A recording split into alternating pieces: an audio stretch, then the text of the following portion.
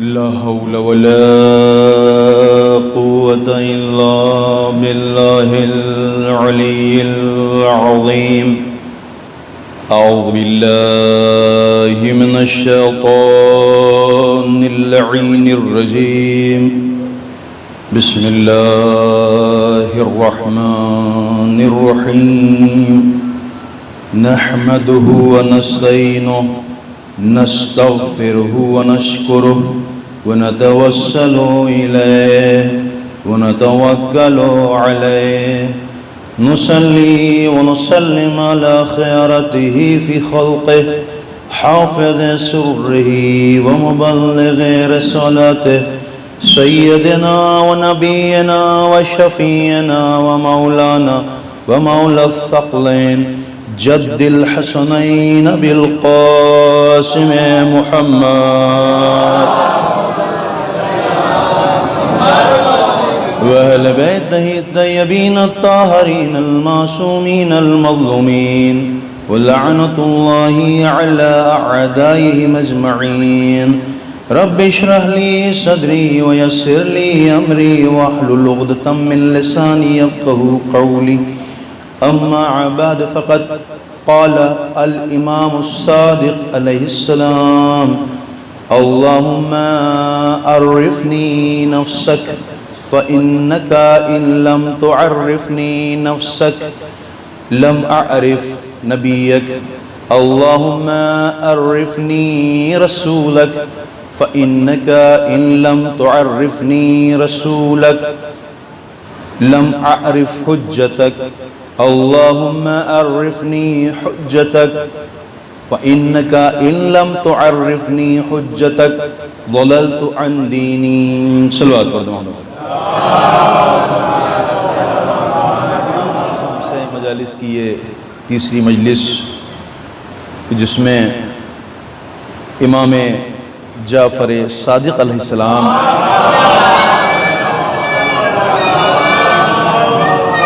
کی وہ نورانی دعا جس کے تلاوت کے لیے امام ہم سے درخواست کر رہے ہیں کہ دیکھو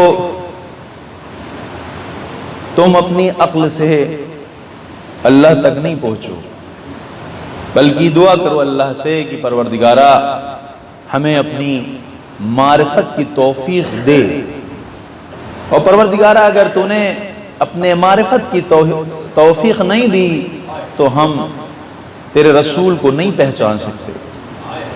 اور پروردگارہ تو اپنے رسول کی معرفت کی توفیق دے، اس لیے کہ اگر تیرے رسول کی معرفت تو نے نہیں عطا فرمائی تو ہم تیرے حجت کو نہیں پہچان سکتے.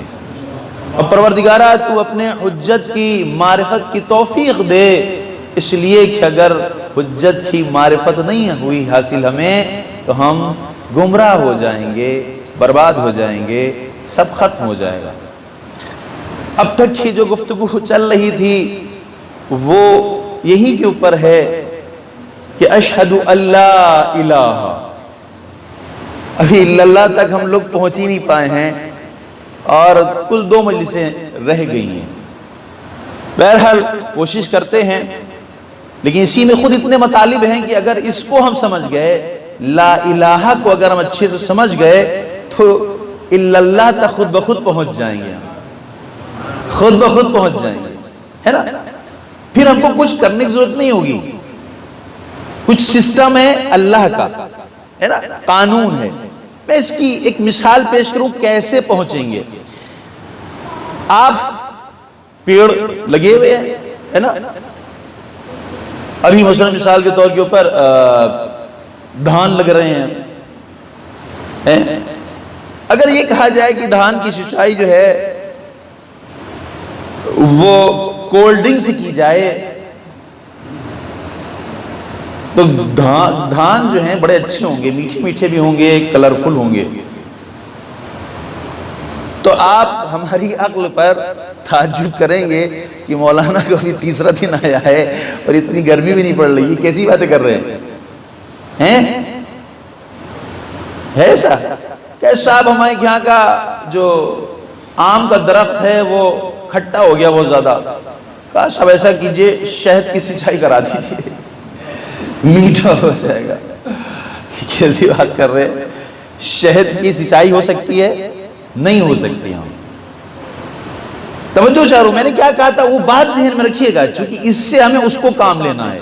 ہم نے کیا کہا کہ لا الہ یعنی تمام چیز کی نفی کرنی ہے. جب ہم خود بخود تمام چیز کی نفی کر دیں گے تو آٹومیٹک اللہ تک ہم پہنچ جائیں گے. پھر ہمیں کوئی ضرورت نہیں ہوئی کرنے کی، ہمیں صرف خالی نفی کرنی ہے. اس کو آپ کو اذہان میں رکھنا ہے.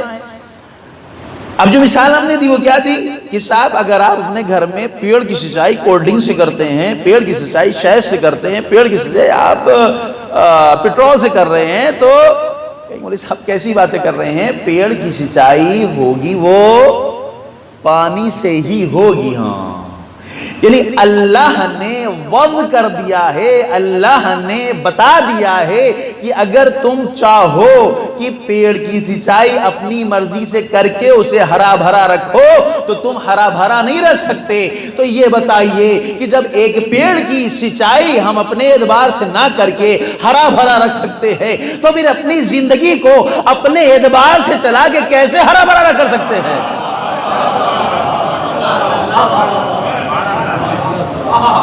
اپنی زندگی کو ہم اپنے اعتبار سے اگر گزاریں گے تو ہرا بھرا نہیں ہوگی. جب ایک معمولی سا پیڑ ہمارے اعتبار سے ہرا بھرا نہیں رہ رہا ہے، ہم بہت بڑے ہیں، ہم پیٹرول سے سچائی کرنا چاہتے ہیں، مذاق اڑائیں گے لوگ. اس کا مطلب پتا چلا کہ مذاق ہمارا بھی اڑتا ہے. کون اڑاتا ہے؟ فرشتے اڑاتے ہیں. کہ جو سیدھا راستہ ہے اس کو چھوڑ کے ٹیڑھے راستے پہ چل رہا ہے. صلوات پڑھ دے محمد والے محمد ہے نا. تو پتہ چلا کہ ہماری فصل بھی برباد ہو گئی، پیسے بھی گئے اور بیوقوف بھی بنے. مذاق نہیں اڑائیں گے، کہیں گے مولوی صاحب سے مجلست پڑھوانا، بس آ چکے ہیں، پہلے ہی ہے اور آخری ہے، اس کے بعد نہیں. اب آتے دوسرے پہلو کی طرف. اب ہم نے کیا کیا؟ صاحب کا سب پانی سچائی کرنا شروع کر دی ہے نا. پانی سچائی کر رہے ہیں آپ، کھاد ڈال لیں اس کے اندر، یہ تمام چیزیں آپ جو بھی اوپر کی ہے وہ آپ انجام دے رہے ہیں جو آپ کا کام ہے. لیکن اب آپ کا کام یہ نہیں ہے اس کو ہرا رکھنا. توجہ ہو رہی ہے نا؟ ہرا رکھنا آپ کا کام نہیں ہے. اس میں سے گیہوں نکالنا ہے، دھان نکالنا آپ کا کام نہیں ہے. اس میں مٹھاس ڈالنا آپ کا کام نہیں ہے. یہ کس کا کام ہے؟ کہ یہ ہمارا کام ہے. تمہیں صرف اتنا کرنا تھا کہ پانی ڈالو، اس کی گڑائی کرو، وہ کام کرو جو تم سے کہا گیا ہے. اس کے آگے تمہاری حد نہیں ہے. اس کے بعد سب ہم کریں گے. پتے ہم اگائیں گے، پھل ہم اگائیں گے، مٹھاس ہم ڈالیں گے، رنگ ہم بنائیں گے. تمہیں صرف اتنا ہی کام کرنا ہے. صلوات پڑھ دے محمد والے محمد.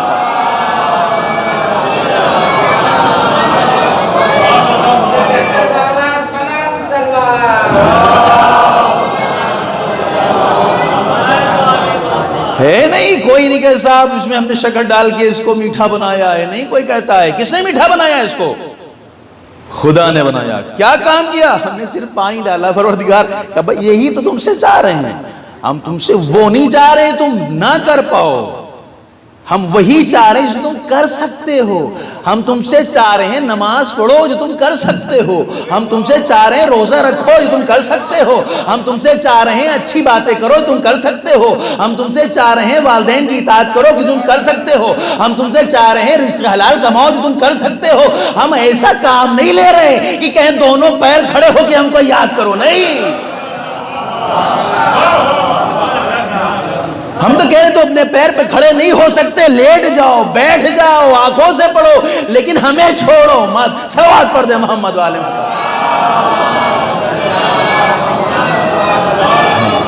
لہٰذا اگر لا الہ ہماری سمجھ میں آ جائے تو ہم آٹومیٹک کہاں پہنچ جائیں گے؟ اللہ تک پہنچ جائیں گے. اللہ یہی کہہ رہا ہے تم بس نفی کر دو خالی سب چیز کی.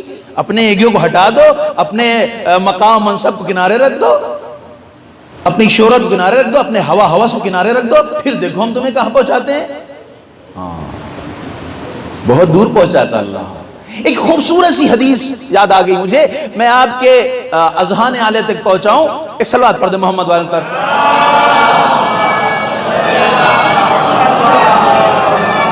اس حدیث سے پہلے میں ایک چھوٹا سا مقدمہ بیان کرنا چاہتا ہوں تاکہ یہ حدیث جو ہمارے جوان ہیں اور بچے ان کے ذہن میں اچھے سے آ جائے. مقدمہ یہ ہے مثلا اگر میں آپ کے پاس آؤں، دق الباب کروں، آپ نکلے، ارے مولوی صاحب السلام علیکم، خیریت، سب ٹھیک ٹھاک، کیا ہوا، آئیے بیٹھیے، مثلا چائے پیے آ کر کے، ہے نا، چائے رکھی، اب آپ نے کہا، میں نے کہا ارے جناب ایسا ہے، میں چاہتا ہوں نامحرموں کو دیکھوں. جی مولوی صاحب کیا ہو گیا، غیبت بھی کرنا چاہ رہا ہوں، میں جھوٹ بھی بولنا چاہ رہا ہوں، تمام برے کام کرنا چاہ رہا ہوں، کچھ ایسی ٹرک بتائیے جس سے اللہ عذاب نازل نہ کرے. بات واضح رہی نہیں؟ یعنی ہم چاہ رہے ہیں، آپ کے پاس آئے ہیں اس بات پر کہ ہم تمام گناہ کریں اور اللہ عذاب بھی نہ نازل کرے، اور ہم کرتے بھی رہیں. آپ کیا کریں گے؟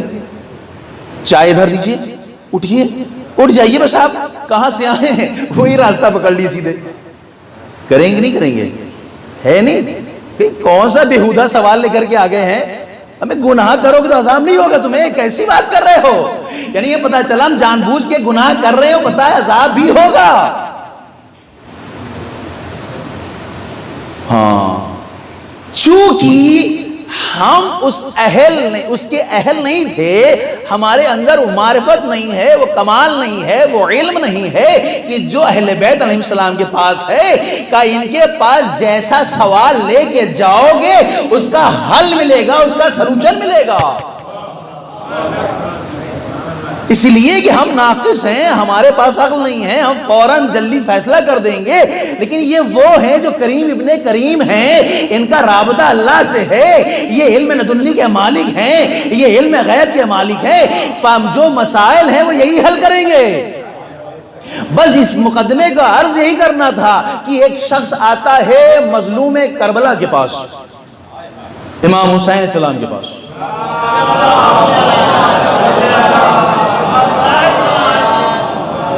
اور آگے سلام کرتا ہے، مولا سلام جواب سلام دیتے ہیں، کہتا مولا میں عاصی ہوں، گناہگار ہوں، خطا کار ہوں، اور آخر میں چاہتا ہوں کہ گناہ بھی کروں، لیکن اللہ کا عذاب نہ ہو. عجیب نہیں لگا آپ کو؟ اچھی حدیث نہیں؟ آپ تھکے تھکے سے لگ رہے ہیں ہمیں، ابھی تو اتنا ٹائم بھی نہیں ہوا، پچھلی والی 1.5 گھنٹے کی شاید ہو گئی تھی نا، پتا ہو گیا تھا آپ لوگ کو، چل گیا تھا. ایک صلوات پڑھ دے محمد وعد پر.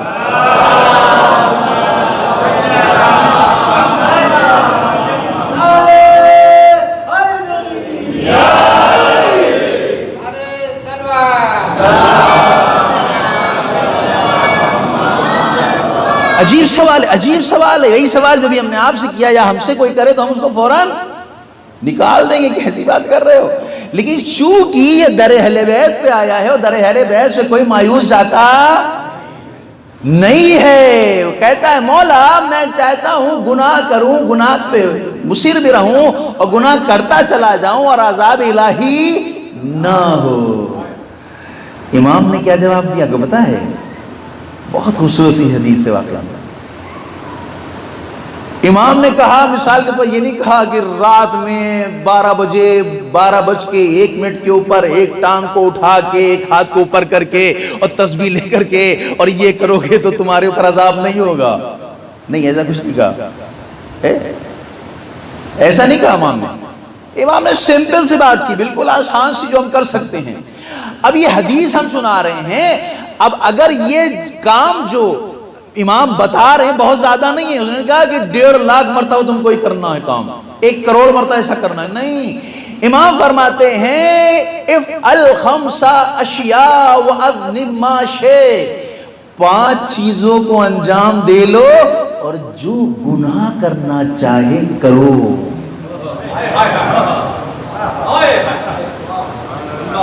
آپ کی توجہ نہیں لگا میری طرف، بہت بڑی بات کہی میں نے، اور اپنے جوانوں بھی سے کہہ رہے ہیں، یہ میں نہیں کہہ رہا، یہ امام حسین نے کہا ہے، نقل ہم کر رہے ہیں خالی.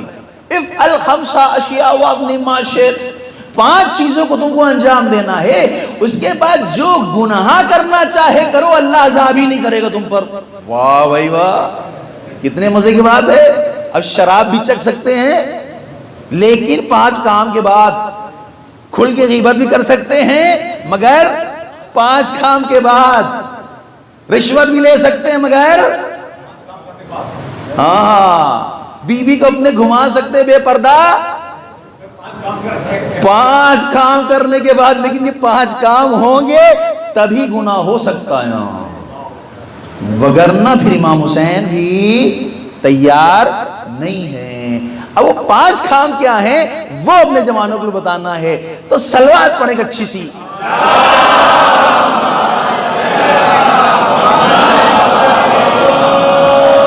حدیث واضح ہے نا، حدیث واضح بالکل، کسی کوئی ڈاؤٹ تو نہیں ہے۔ وہ کیا کہہ رہا ہے؟ کہہ رہا ہے میں گناہ کرنا چاہتا ہوں، گناہ پہ مصر رہنا چاہتا ہوں اور اللہ عذاب بھی نہ کرے۔ امام کہتے ہیں فالخمس اشیاء واغنم ما شئت۔ الاول پہلا کیا ہے؟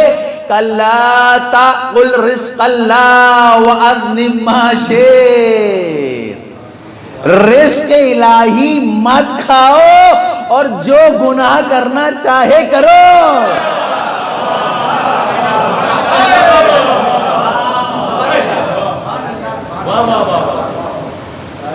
عجیب ہے، یہ در اہل بیت ہے، سوال کا حل بھی نکلے گا، مایوس نہیں لوٹے گا انسان یہاں سے۔ اب چاہے کیسا سوال لے کر کیا ہو، اس در کے اوپر تم ادھر ادھر کیوں بھٹک رہے ہو؟ تم یہ سیدھا راستہ جاتا اللہ کے آنکھا، یہ سیدھا راستہ ہے۔ افعل کیا کہا؟ افعل خمس اشیاء واغنم ما شئت، لا تاکل رزق اللہ واغنم ما شئت، رزق الہی مت کھاؤ اور جو گناہ کرنا چاہے کر۔ آقا یہ تو کیسے ہو سکتا ہے؟ تو کھائیں گے کیا؟ کیا کھائیں گے پھر؟ اچھا خوب یہ نہیں کر سکتے ہو، ہاں یہ کیسے کریں گے؟ ٹھیک ہے دوسرا کام کرو۔ دوسرا کام کیا ہے جناب بتائیے؟ اخرج من ولایت اللہ واغنم ما شئت، ولایت الہی سے باہر نکل جاؤ اور جو گناہ کرنا چاہے کرو، جو گناہ کرنا چاہے کرو، لیکن حکومت الہی نہیں ہونی چاہیے۔ اے مولا کس مریخ پہ جائیں، کس گرہ پہ جائیں، کس گرہ پہ جائیں، ارے ہر جگہ تو اللہ کی حکومت ہے، ہر جگہ اللہ کی حکومت ہے، لہذا کوئی ایسی جگہ نہیں ہے جہاں اللہ کی حکومت نہ ہو۔ تو ہم کہاں جائیں؟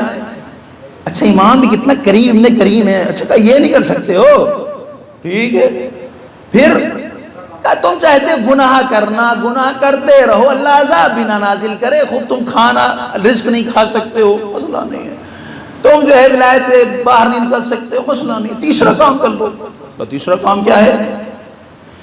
اطلب مواضعا لیراک اللہ واغنم ما شئت، ایسی جگہ گناہ کرو جہاں اللہ دیکھنے والا نہ ہو،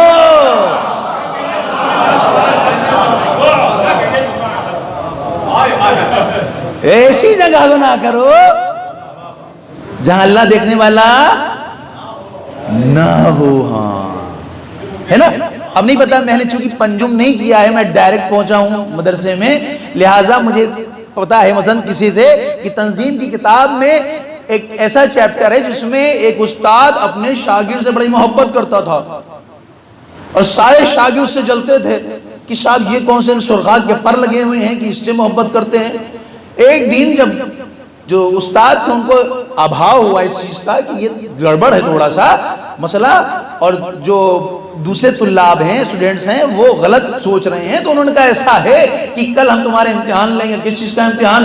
کہا سب اپنے اپنے گھر پہ چڑیا لے جاؤ اور ذبح کر کے لے کر کے آؤ، لیکن ایسی جگہ ذبح کرنا جہاں کوئی دیکھنے والا نہ ہو، دیکھنے والا۔ آپ جب صبح سے مدرسے آئے تو دیکھا کیا؟ سب کے ہاتھ میں کٹی ہوئی چڑیا چلی ہے، گردن لٹک رہی چلا رہا ہے، وہ گردن لٹک رہی چلا رہا ہے۔ یہ بیچارہ جس کو ٹیچر بہت پسند کرتے تھے وہ پھڑپھڑاتی چڑیا لیے چلا رہا، سب مذاق اڑا رہے، اس نے تو کاٹا ہی نہیں، ارے اس کا تو کوئی جگہ ہی نہیں ملی، ارے یہ دیکھو اس کو زیادہ ٹیچر چاہتا ہم کو۔ سب سے ٹیچر نے پوچھا تم نے کہاں کیا؟ کہا صاحب ہم نے بیت الخلاء میں کیا ہے۔ اچھا کوئی نہیں دیکھنے والا تھا؟ نہیں وہاں تو سناٹا تھا، اکیلے ہم تو ذبح کر کے چلے آئے۔ تم نے ہم نے باورچی خانے میں، تم نے ہم نے ڈرائنگ روم میں، سب نے اپنا اپنا بتایا. جب اس کی نوبت آئی کہ تم نے کیوں نہیں کی بھائی؟ کہ سرکار میں جہاں جا رہا تھا ایک دیکھنے والا تھا.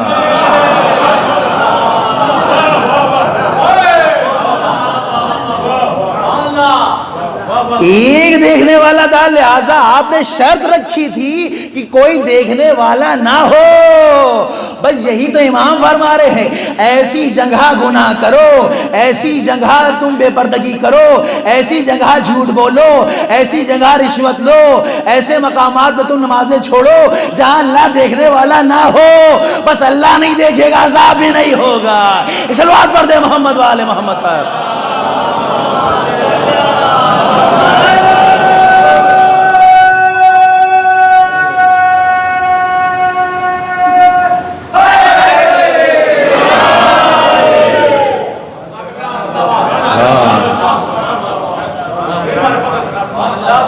پانچ تم کو کام کرنے ہیں. ابھی 3 کام تو فلاپ ہو گیا ہم لوگ کا،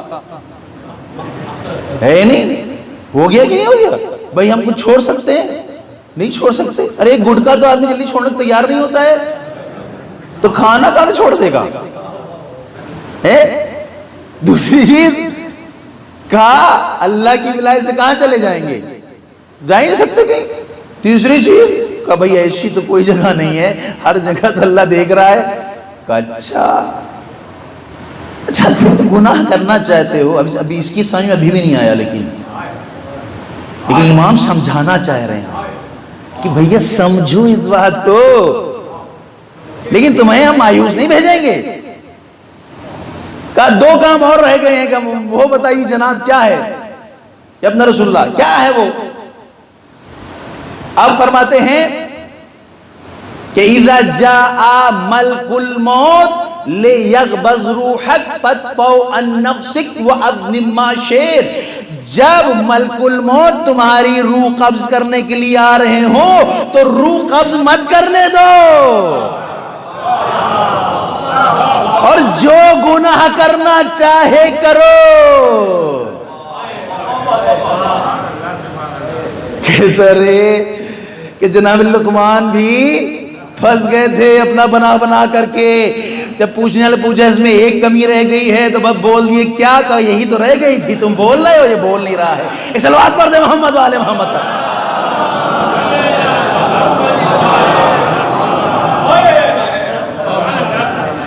جب حبیب خدا نہ رہے تو ہماری کیا اوقات ہے رکنے کی؟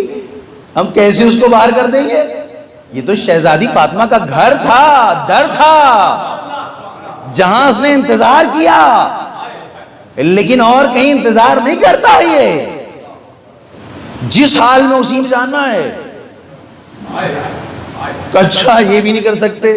دیکھیے 4 کام اب ہم لوگ کے ختم ہو چکے ہیں، لیکن ابھی ایک بچا ہے، شاید اس کو کر لیا جائے تو گناہ کر سکتے ہیں، اور نہیں کر پائے تو پھر گناہ کا حق نہیں رہا. ایک صلوات پڑھ دیں محمد پر.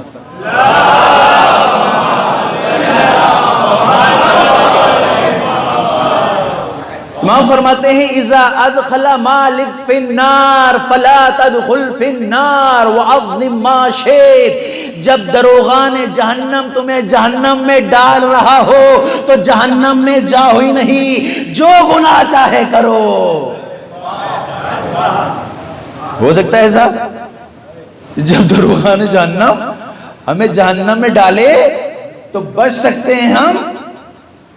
نہیں بچ سکتے. بس یہی امام نے کہا کہ اگر یہ 5 کام تم کر سکتے ہو تو گناہ کرو، تو والدین کی بے عزتی کرو، تو رشوت لو، تو سود پہ پیسہ چلاؤ، تو جھوٹ بولو، تو بے پردگی کرو، تو جو ہے داڑھی صاف کرو، تو جو گناہ کرنا چاہے کرو. لیکن اگر 5 کام انجام نہیں دیے حق کے گناہ نہیں ہے. ہاں بس یہی تو اللہ کہہ رہا ہے کہ اگر تمہارے کثافت و غلاظت آ جائے گی تو ہم تک کیسے پہنچو گے؟ ہم تک طہارت پہنچاتی ہے، نجاست نہیں.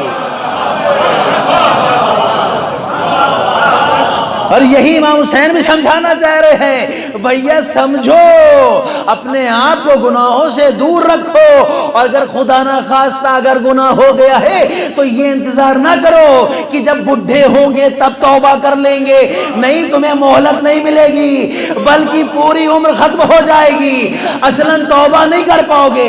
لیکن اگر اللہ تمہارے نظر میں ہے، اگر تم سے گناہ سرزد ہو گیا ہے تو فوراً کہو گے پروردگارا بس یہ گناہ کو معاف کر دے، اور آگے توفیق دے کہ گناہ انجام نہ دے سکے۔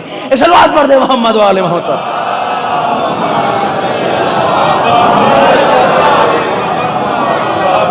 ہاں، یہ ہے لا الہ، لا الہ، دیکھیے یہ ہے، کتنی خوبصورت طریقے سے اہل بیت سمجھا رہے ہیں ہم لوگ کو۔ اس بات کو سمجھو، اگر توحید نہیں سمجھ میں آئے گی تو بڑے مسائل پیچھے ہو جاتے ہیں، بہت، کیونکہ سب کچھ بیس ہمارا توحید ہے، بیس توحید ہے۔ پہلے ایک کھیل کھیلا جاتا تھا، بہرحال اب نہیں پتا، ابھی نہیں ہوتا ہے۔ ہم لوگ اپنے گاؤں میں جب اینٹیں وغیرہ آتے تھے گھر بننے کے لیے مثلا، تو وہ اتار کے چلا گیا، ہم لوگ ایک ایک اینٹا لے کے کھڑا کرتے تھے، ایسے ایسے ایسے ایسے ایسے ایسے ایسے ایسے زگ زیگ میں الگ الگ پوزیشن اور شکل میں کھڑا کر کے ایک دھکا دیتے تھے، یہ ٹک ٹک ٹک ٹک ٹک ٹک ٹک ٹک ٹک ٹک ٹک ٹک ٹک ٹک گرتا چلا جاتا تھا، اور ایک دو گھنٹے کی محنت اسیم لگتی تھی، پھر آگے ایک دوسرے کی نوبت آتی تھی، وہ کرتا تھا، پھر تیسرا، ہے نا؟ ہم نے کہا ایک گرا ہے اس کے بعد سب کچھ آٹومیٹک، بس یہی امام فرمانا چاہ رہے ہیں، اگر تم نے توحید کو گرا دیا ہے، نہ سمجھے تو نبوت پہ گرے گا، نبوت والا امامت پہ گرے گا، امامت والا قیامت پہ گرے گا، قیامت والا نماز پہ گرے گا، نماز والا خمس پہ گرے گا، خمس والا زکات پہ گرے گا، زکات والا حج پہ گرے گا، حج والا تمہاری اخلاق پہ گرے گا، سب کچھ برباد ہو جائے گا۔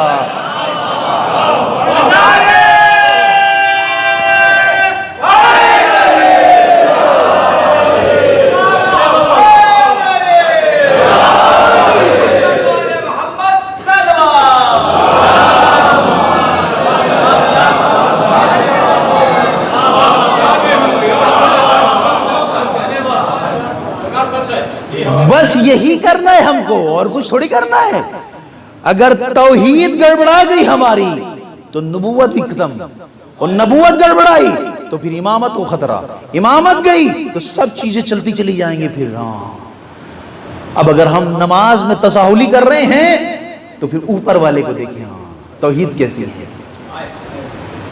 اگر اپنے ماں باپ سے ہم بے عزتی سے اور ان سے تند لہجے میں بات کر رہے ہیں تو توحید کو دیکھیں، اگر اپنے بھائی کے مال کو غصب کر رہے ہیں تو اپنی توحید کو دیکھیں۔ اس لیے اگر توحید گئی ایسے تو سب کچھ سپاٹ ہو جائے گا، ختم ہو جائے گا۔ اسی لیے کہا عقل سے توحید کو سمجھو، عقل سمجھو گے تو تم کو یقین ہوگا اس بات پر، ہوا میں مت سمجھو، اگر ہوا میں سمجھا تو سب کچھ ختم ہو جائے گا، تمہارا بچے گا نہیں تمہارے پاس کچھ۔ ایسا نہیں سمجھے ایک آدمی بہت عبادت کر رہا ہے، رو رہا ہے، گریا کر رہا ہے تو سمجھے آپ وہ بہت بڑا موحد ہے، نہیں، ایسا نہیں ہے، اصلاً ایسا نہیں ہے۔ کیوں نہیں ہے؟ امام جعفر صادق سلام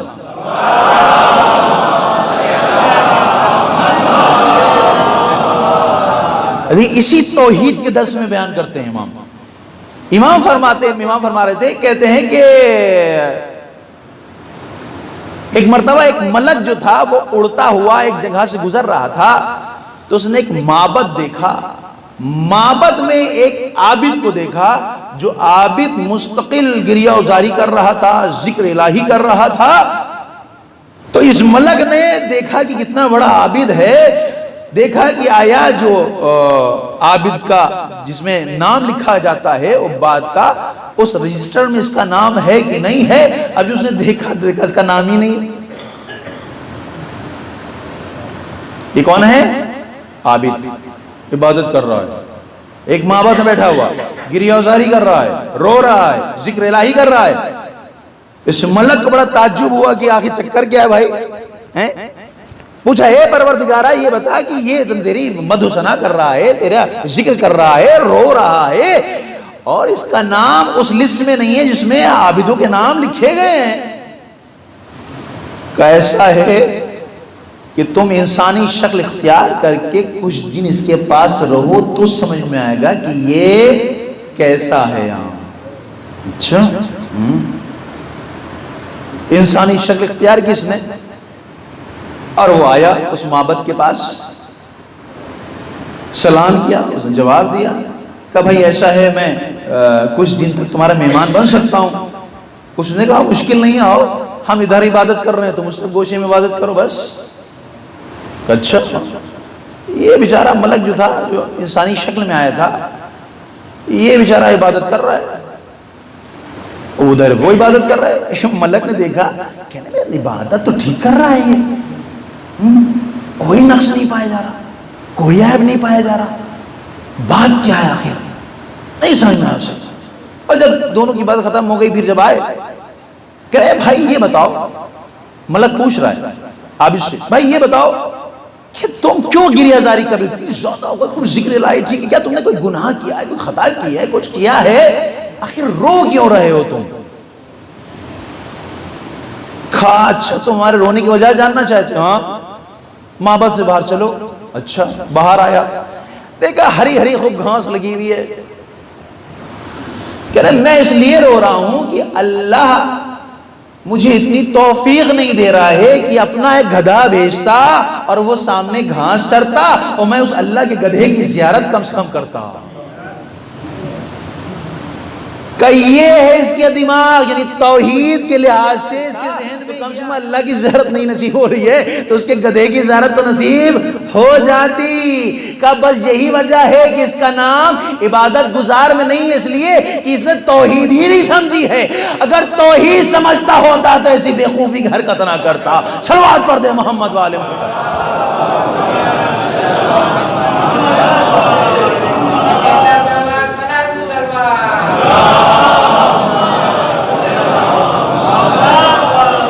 ہے نا؟ اسی لیے دیکھیں بعض اوقات ہم اعتراض کر بیٹھتے ہیں اللہ کے اوپر، اللہ ایسا نہیں کرتا، اللہ ویسا نہیں کرتا، اللہ یوں نہیں کر رہا، اللہ یوں نہیں کر رہا. ہاں یہ ایک بڑی مشکل ہم لوگ کے ساتھ. بارش ہو رہی ہے تو آدمی اپنے لحاظ سے سوچ رہا ہے بارش نہیں ہونی چاہیے تھی، ہمارے یہاں شادی ہے، مثلا ہمارے یہاں مجلس شاید بارش نہیں ہو. اور دوسرا کہہ رہا نہیں بارش ہو اس لیے کہ اگر بارش نہیں ہوگی تو ہمارے یہاں کھیت سوکھ جائیں گے، فصل. اللہ بہت کنفیوز ہو جاتا ہے کہ آخر بات کیا ہے، ان کی مانی ان کی مانی ہے. اس اللہ پڑھتے محمد والے تک.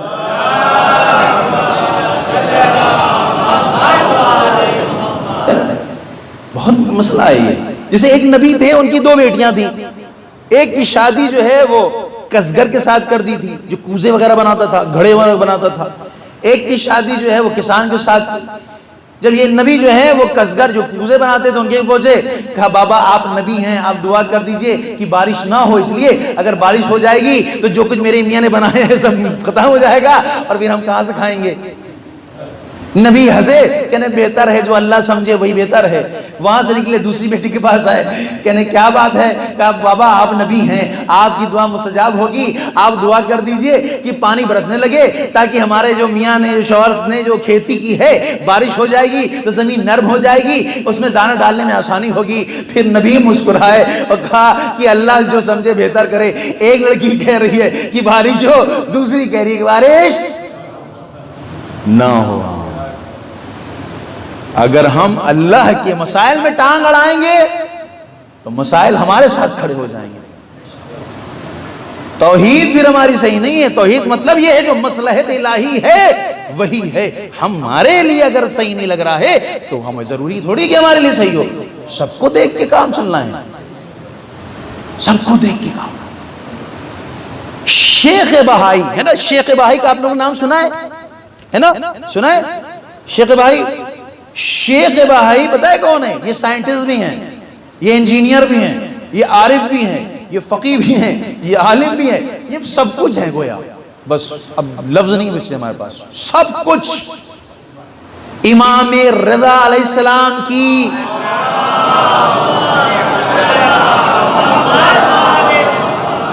کا جو روضہ تعمیر کیا ہے، جو ڈیزائن کیا ہے وہ جناب علی نے کیا ہے.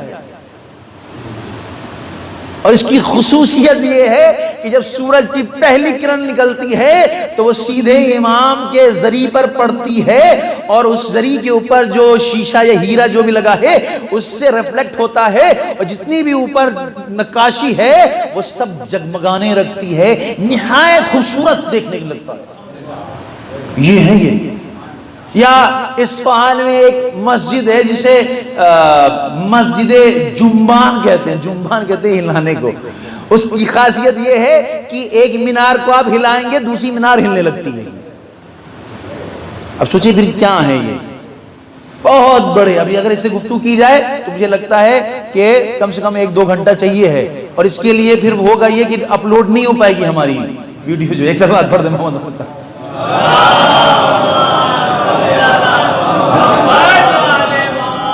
صحیح ہے۔ خوب، یہ بس میں واقعہ بیان کروں۔ دیکھیں وہ چیز یاد ہے نا آپ کو کہ اللہ کے کام میں ٹانگ نہیں اڑانا ہے۔ اگر اڑائیں گے تو کیا ہوگا اور نہیں اڑائیں گے تو کیا ہوگا، اس واقعے سے ہم سمجھ جائیں گے۔ شیخ بہائی ایک بڑے عارف، یہ اچھا آدمی جیسا خود ہوتا ہے ویسی اس کی دوستی بھی ہوتی ہے نہیں؟ جیسے کہتے ہیں کبوتر با کبوتر، باز با باز۔ بھئی کبوتر کی کبوتر دوستی ہوتی ہے، باز کی باز سے ہوتی ہے۔ کبھی کبوتر دوستی باز سے آپ نہیں دیکھیں گے، ہے نا؟ اب مثال کے طور پر جیسے گٹکا کھانے والے ہیں تو گٹکا کھانے والے دوستی ہوتی ہے کہ آؤ بھائی لے کے کھلائے ہو کیا، اور جو بیچارہ گٹکا کھانے والے ہیں اس سے دوستی نہیں ہوتی۔ سگریٹ پینے والے ہیں وہ اپنا حلقہ بنا لیتے ہیں، ہے کچھ دو ادھر دو۔ بہرحال ہم سنخیت جو ہے آدمی تلاش کر لیتا ہے، ڈھونڈ بھی لیتا ہے، مل بھی جاتی ہے، اب چاہے بس ہو چاہے ٹرین ہو چاہے ہوائی جہاز ہو۔ ایک سلوات پڑھتے ہیں محمد والے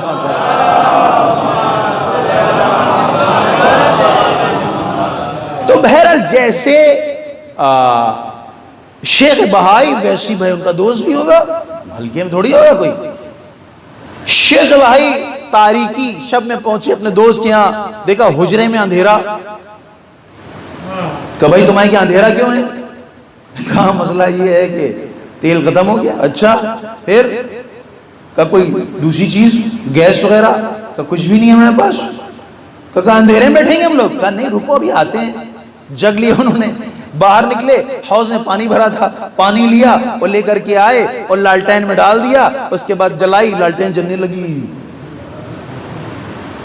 شیخ بھائی کی آنکھیں کھل گئی، یہ کیا؟ یہ کیسے کیا؟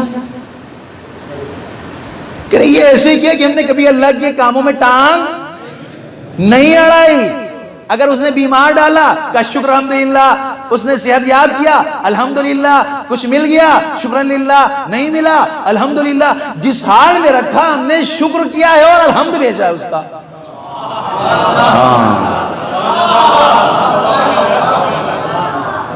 ہم نے کسی کام میں شکوہ نہیں کیا ہے، پروردگار جو تیری مصلحت اس سے ہم راضی۔ امام محمد باقر علیہ السلام نے یہی تو کہا تھا نا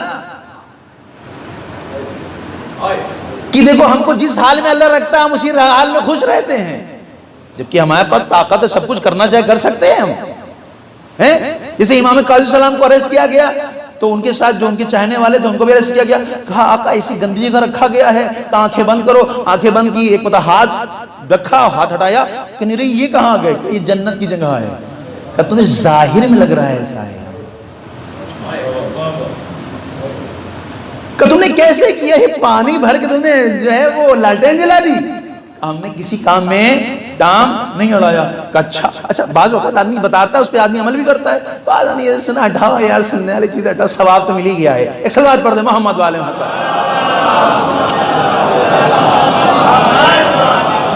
لیکن بعض چیزیں ثواب کے لیے بھی ہوتی ہیں اور عمل کے لیے بھی ہوتی ہیں تاکہ اور ثواب ملے، اس کا اچھا اجر بھی ملے۔ ہاں ہم خالی ثواب نہ تلاش کریں۔ خوب کریں اچھا کریں، ہم بھی جا کر کے اب کسی کام میں ٹانگ نہیں اڑائیں گے۔ اچھا اب جس جو بھی ہے وہ اس کو شکر اللہ الحمدللہ شکر اللہ الحمدللہ شکر الحمدللہ۔ 40 دن جب ہو گئے تو انہوں نے کہا چلو پریکٹیکل کرتے ہیں، دیکھیے کیا ہوتا ہے۔ گئے پانی لیا اور ڈالا اور جلایا اور جل گئی۔ ارے واہ الحمدللہ سبحان اللہ۔ بس اتنے ہی میں دیکھا کہ ایک ہوا چلی اور بجھ گئی، وہ کہہ رہے شک ہوا نے بجھا دیا۔ کہہ رہے اب جو جلا رہے ہیں تو جلی نہیں رہی ہے، اب جو جلا رہے جلی نہیں رہی ہے۔ پھر اس کے دوست کے بعد پہنچے، کہنے مسئلہ یہ تھا پہلی بار جلائی تو جل گئی، کہ دوسری بار جلی نہیں، کہ دوسری بار کیسے جلتی، تم نے ٹانگ اڑا دی تھی، جب ہوا چلی تھی تب بھی تم کو شکر الحمدللہ بھیجنا چاہیے تھا۔ ایک صلوات پڑھ دے محمد والے وہاں پہ۔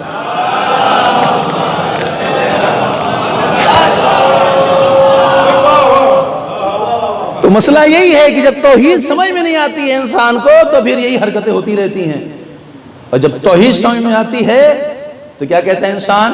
رضن بے رضائک و تسلیما لامرک، پروردگار تیری رضا سے میں راضی اور تیرے ہر امر پر تسلیم ہے، معبود جو تو چاہے گا وہ انجام دے۔ یہ ہے توحید، کتنی خوبصورت ہے، مگر کوئی مشکل کام ہے اس میں؟ کوئی مشکل نہیں عزیزوں۔ ہم مسئلہ یہ کہ ایک بچہ تھا، اس کو ایک ٹیچر لکھا رہا تھا، لکھو اے، وہ لکھی نہیں ہے، بہت ماتھا پچی کر دی اس نے، بہت زیادہ دماغ خراب ہو گیا، لکھتے کیوں نہیں ہو؟ کہا مسئلہ یہ مولوی صاحب جب ہمیں ٹیچر اے لکھیں گے تو آپ کہو گے بی لکھو، پھر سی، ہم اے ہی نہیں لکھیں گے تو بی لکھنا پڑے، تو ہم اصلا پڑھنا ہی نہیں چاہ رہے ہیں، تو ہم آگے بڑھتے رہیں گے، کہیں گے بھی واجب نماز ہو، پھر کہیں پتہ چلا لو نماز شب بھی پڑھو 3 بجے اٹھ کر کے، تو جب واجب بھی نہیں پڑھو تو نماز شب بھی نہیں پڑھنا پڑے۔ نہیں، ایسا نہیں ہے عزیزو، جہاں ہم اللہ سے قریب ہوں گے اللہ ہمیں توفیق دیتا ہے۔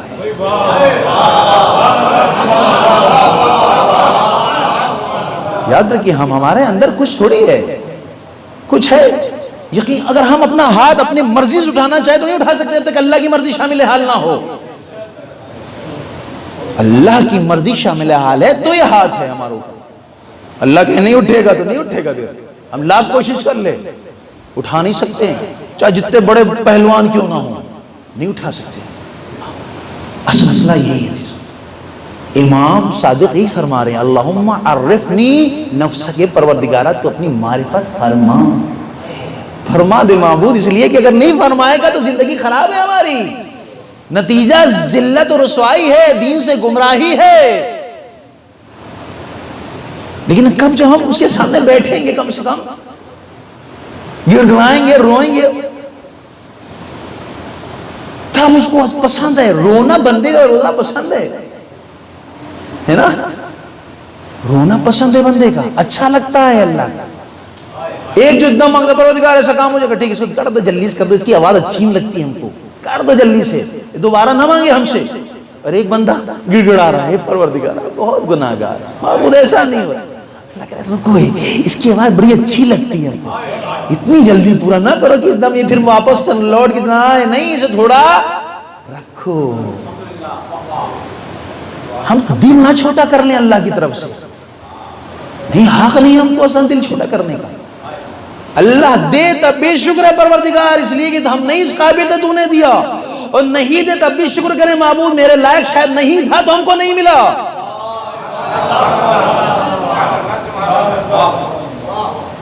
ہم اعتراض کر بیٹھتے ہیں ایک دم سے، آبجیکشن کر دیتے ہیں اللہ کے اوپر، اللہ کے اوپر، سب کے اوپر ہم آبجیکشن کر دیتے ہیں، وہی مسئلہ آیا تھا۔ لیکن توحید چونکہ جب کلیئر نہیں ہوتی ہے تو پھر ایسی صورت میں ہمارے مسائل بڑھ جاتے ہیں۔ توحید کا صحیح ہونا ضروری ہے۔ ہم نے کہا دیکھیے نماز پڑھ لینے سے توحید سمجھ میں نہیں آئے گی، نہیں آئے گی۔ ایک انسان رات بھر شبداری کر رہا ہے، اس کا مطلب یہ کہ وہ موحد تو نہیں ہے، لازمہ نہیں ہے اس کا لازمہ یہ نہیں ہے کہ وہ موحد ہو جائے گا، نہیں، اس کو دیکھنا پڑے گا کہ ہم اللہ کی رضا پہ کتنا عمل کو انجام دے رہے ہیں، عمل کو۔ بلعم ابن بعورہ جس کو قرآن نے اس کے واقعے کو نقل کیا ہے سورہ اعراف کی 175-176 آیت میں اس کا ذکر اللہ نے کیا ہے، بلعم ابن بعورہ کا۔ یہ کون ہے؟ یہ نہایت ہی عابد، دعائیں قبول ہوتی ہیں، اس کے پاس اسم خدا ہے، اسماء حسنہ، اور اس اسماء حسنہ سے لوگوں کی حاجت قبول کرتا ہے، اور یہ جناب موسیٰ کے زمانے کا ہے۔ اب دیکھیں انسان بعض اوقات کہاں پہنچ جاتا ہے، اسی لیے کہا گیا ہے کہ جب شادی کرو تو بیوی کی ناک نقشے کو مت دیکھو، بیوی کے ایمان کو دیکھو. یہ مت دیکھو کہ کرلی ہیئر ہیں اور براؤن کلر کے ہیں اور نیلی آنکھیں ہیں. پتہ چلا اس نے جو ہے وہ ہٹا دیا اپنا شیشہ، کیا بولتے اس کو، کانٹیکٹ لینس ہٹایا، پتہ چلا دوسری طلاق ہو گئی. کیا ہوا کہ شادی اس لیے کی تھی اس کی آنکھیں نیلے تھیں، پتہ چلا نہیں صاحب یہ تو جھوٹا ہے. اس لیے شادی نہ ہو. شادی کہتے ہیں دین کے اوپر، ایمان کے اوپر ہونی چاہیے. اس لیے کہ اگر بی بی مومنہ ہے تو تم کو کبھی وہ والدین کی اطاعت کرنے سے نہیں روکے گی.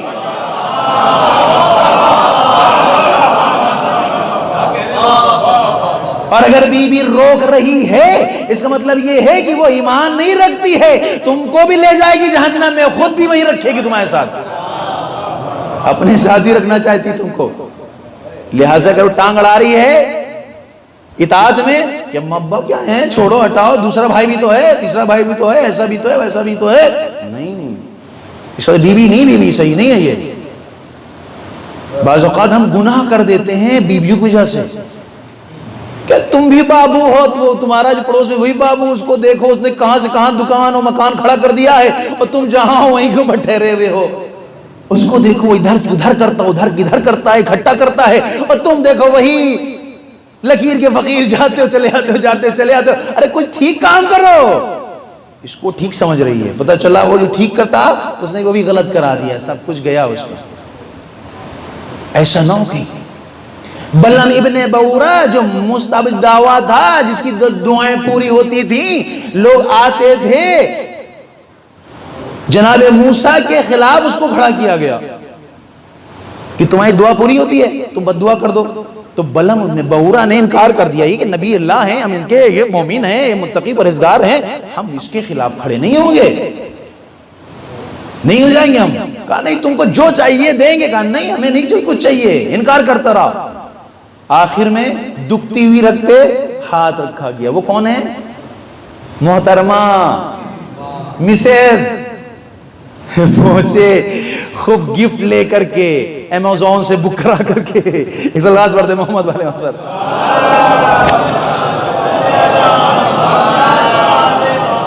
ارے پتہ چلا یہ کئی عدد جو ہیں وہ ساڑی ہیں اور پتہ نہیں کیا جو بھی اس میں چلتا ہو. بہرحال وہ ڈھیر سارے سوٹ ہو، یہ وہ تمہیں ایک دم ہدیہ کس لیے ہے؟ ارے آپ کے لیے ہے.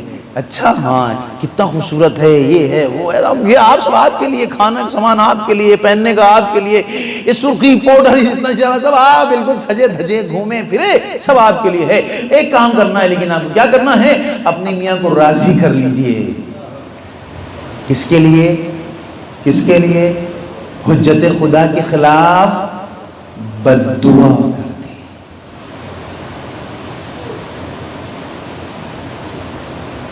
خود انکار کر رہا تھا، یہ خود انکار کر رہا تھا، لیکن جیسے گھر آیا، ارے بڑی خوبصورت لگ رہی تم تو ہیں، سچ سمر کے اچھی لگ رہی. کیا؟ ارے فلاں دے گئے تھے، پتا ایک چھوٹا سا کام کرنا ہے، تمہاری تو منزلت بہت ہے، بلندی ہے ایسی. آپ عورتیں تو بھی عورتیں نہیں سنے نا. صلوات پڑھتے محمد علیہ.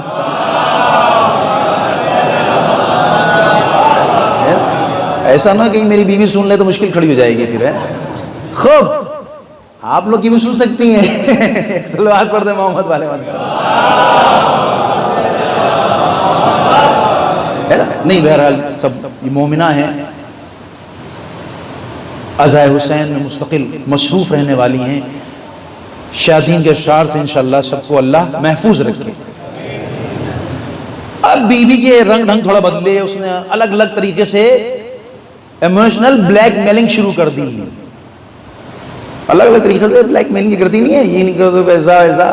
آخر میں بیچارہ تیار ہو گیا، چلو ٹھیک ہے جا رہے ہیں، کہ فلاں پہاڑ پہ جاؤ وہاں جا کے دعا کر دو. اب یہ بیچارہ اپنے گدھے پہ سوار ہو کے چلا، گدھا بڑھ ہی نہیں رہا اس کا. اب دیکھیں جو گدھا ہے اس کو بھی پتا ہے اللہ کیا ہے، اور ہم صلوات بس پڑھ دے محمد والے محمد پر.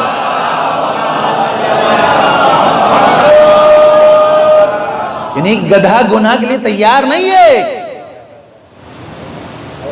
مارے جا رہا ہے، چلی نہیں رہا ہے. آخر میں اللہ نے اسے گویائی عطا کی کہ تم پر لعنت ہو، تم حجت خدا کے مقابل کھڑے ہونے جا رہے ہو، تم پر اللہ کی لعنت ہو، ہم نہیں جائیں گے آگے۔ اس نے گدھے کو اب بھی اس کو ہوش نہیں آیا، اب بھی اس کو ہوش نہیں آیا، گدھے کو چھوڑ کر کے گیا پہاڑ کے اوپر۔ جیسے ہی گیا جو اسم اعظم تھا وہ بھول گیا۔ ہاں نے کہا نا اللہ ارادے میں شامل ہوتا ہے۔ ہاں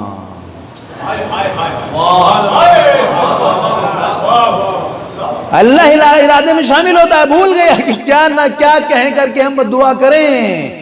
جب کچھ سمجھ میں نہ آیا پھر اس نے اسی ہاتھ اٹھایا تو اب جو زبان چل رہی تھی اس کی دعا کے لیے چل رہی تھی کہ پروردگارہ موسیٰ کی حفاظت فرما، پروردگارہ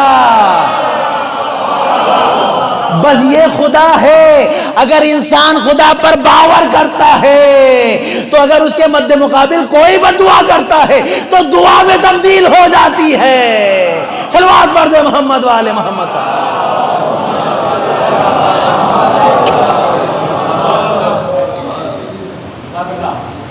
ختم ہو گئی، یعنی جو استباع دعا تھی، یہ دعا کی قبولیت تھی، سب رخصت ہو گئی اس لیے کہ توحید صحیح نہیں تھی۔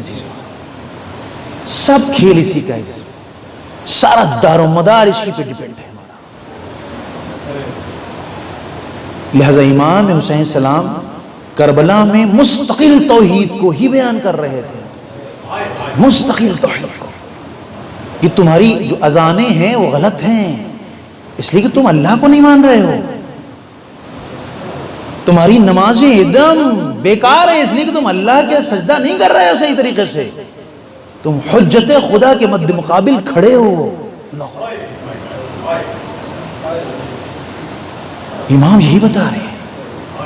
اور آپ دیکھیں راستے میں جو چاہے جناب زینب ہو، چاہے ام کلثوم ہو، چاہے جناب سجاد ہوں، جو سب کے خطبات ہیں ان سب میں سب سے پہلے توحید کا ذکر کیا گیا ہے، وحدانیت الہی کا ذکر کیا گیا ہے کہ اے کاش تم سمجھو کہ تم مسلمان ہو یا غیر مسلمان ہو۔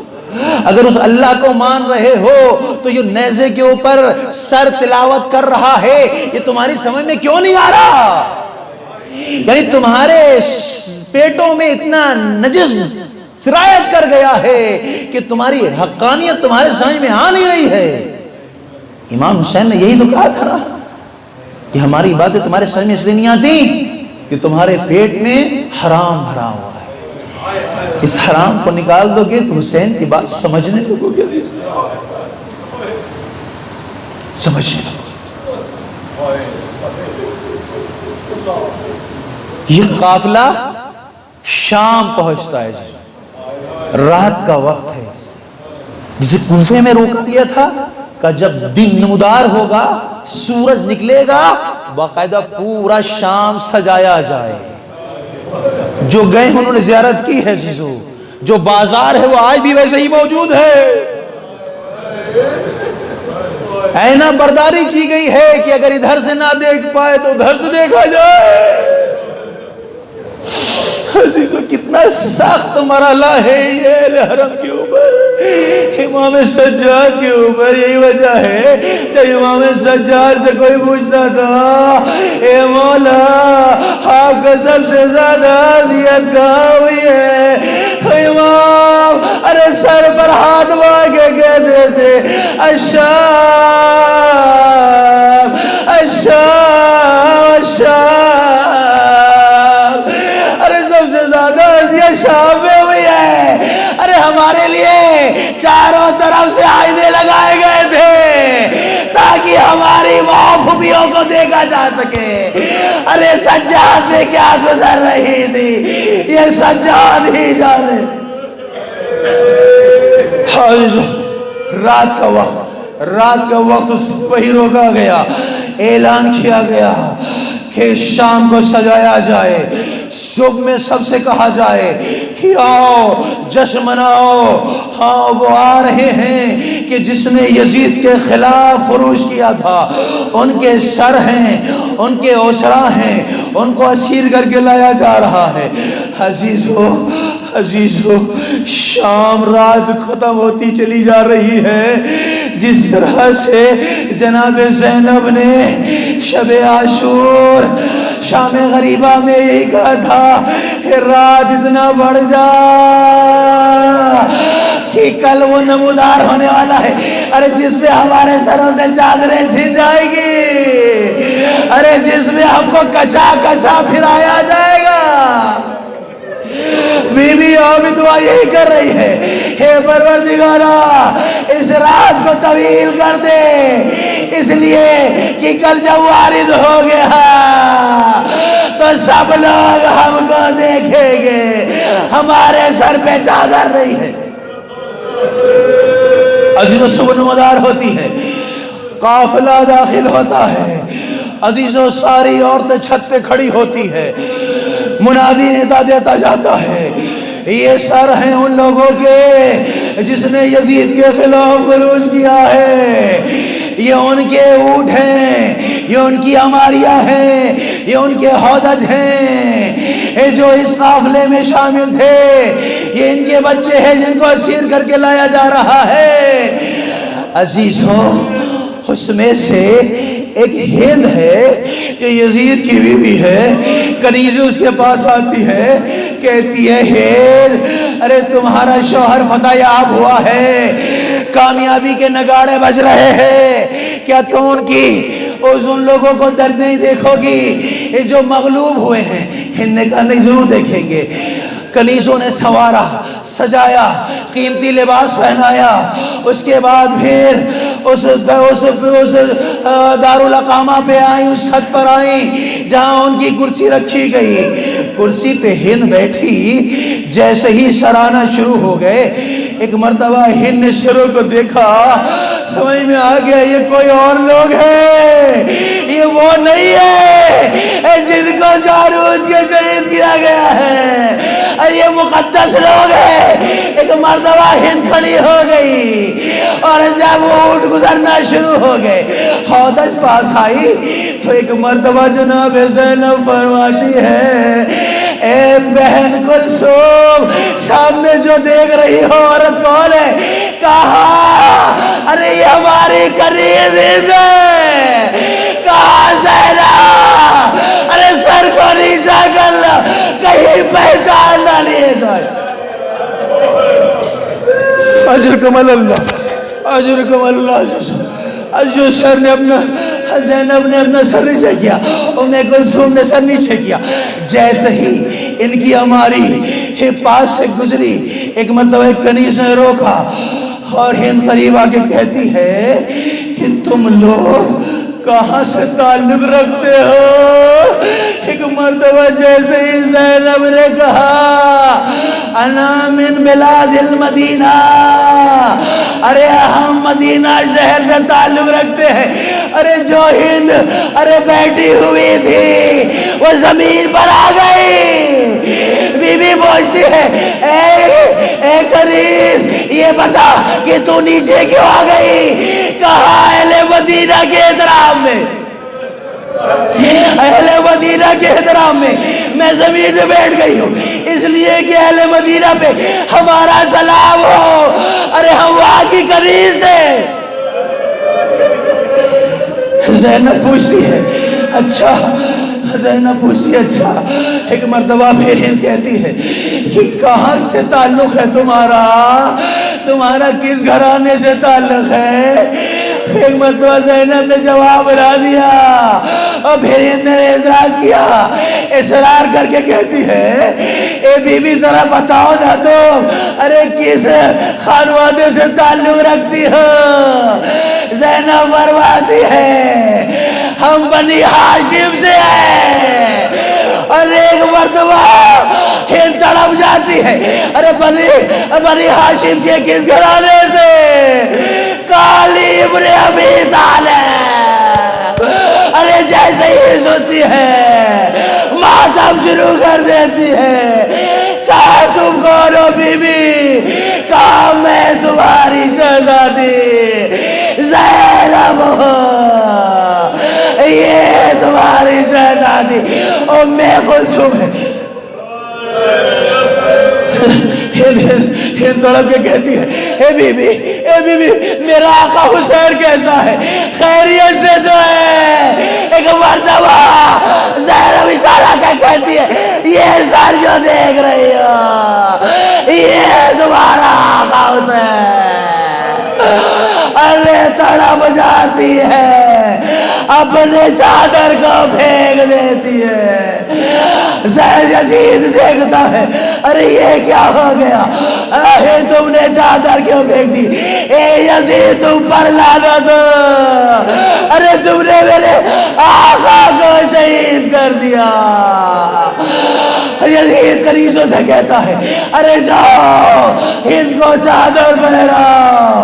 ارے زینب تڑپ کے کہتی ہے اے بابا آپ کی کنیز اس کی چادر کی طرح حفاظت کی جا رہی ہے، لیکن جو اس کی شہزادی ہے اس کی حفاظت